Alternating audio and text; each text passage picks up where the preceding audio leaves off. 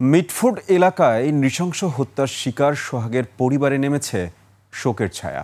প্রিয়জনের এমন মৃত্যু কোনোভাবেই মানতে পারছেন না তারা। চাঁদা দিতে অস্বীকৃতি জানানোর কারণেই সোহাগকে হত্যা করা হয়েছে বলে অভিযোগ পরিবারের।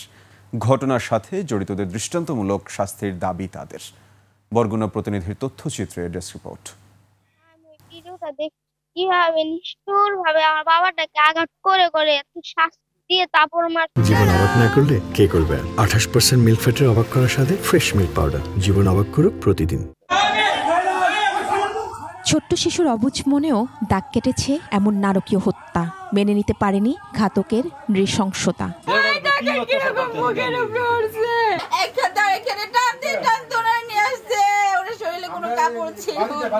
সোহাগের স্বজনরা জানান, চাঁদার টাকা না দেয়ায় দ্বন্দ্বের শুরু। একসময় সোহাগের ব্যবসা প্রতিষ্ঠান তালাবদ্ধ করে রাখে তারা। পরে বুধবার বিকেলে বাসা থেকে ডেকে নিয়ে সোহাগকে আটকে রাখা হয়। তখনও চাঁদা দিতে অস্বীকৃতি জানালে নির্মম ও নিষ্ঠুরভাবে হত্যা করা হয় সোহাগকে। আমার মামা যেন সঠিক বিচার পায় এবং তাকে যারা মারছে তাদের সবাইকে প্রত্যেককে যেন আইনের আওতায় আনা হয় এবং যেন ফাঁসি দেওয়া হয়। সোহাগের বাড়ি বরগুনায়। 2 বোন ও 1 ভাইয়ের মধ্যে সবার ছোট সোহাগ। ছোটবেলা থেকেই ঢাকায় ব্যবসা করতেন। তার 1 মেয়ে ও 1 ছেলে রয়েছে।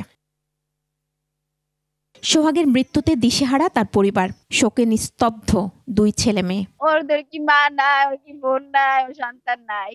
একবারও ভাবলো না এই কাজটা করার আগে যে আমার ছেলে মেয়ের কি হইব, ওর মারতেছি, ওর সন্তানগুলো কোথায় যা দাঁড়ায়। এই বাংলার বুকে আমি চাই না আমার চাঁদার জন্য কেউ সন্তান কেউ বাবা হারাও।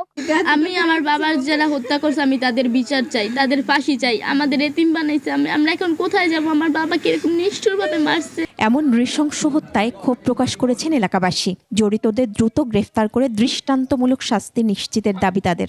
যদি আওয়ামী লীগ নিষিদ্ধ হতে পারে অপরাধের কারণে, যেই দল এটা করেছে তাদেরকেও বাংলাদেশে নিষিদ্ধ করতে হবে। বিশাল এক পাথর দিয়ে তার বুকের উপর আঘাত করা হয়েছে, আবার ঘাড়ে আঘাত করা হয়েছে। এই ঘটনার প্রতিবাদ ও বিচার দাবিতে বরগুনা প্রেস ক্লাবের সামনে মানববন্ধন কর্মসূচি পালন করেছে বিভিন্ন রাজনৈতিক সংগঠন।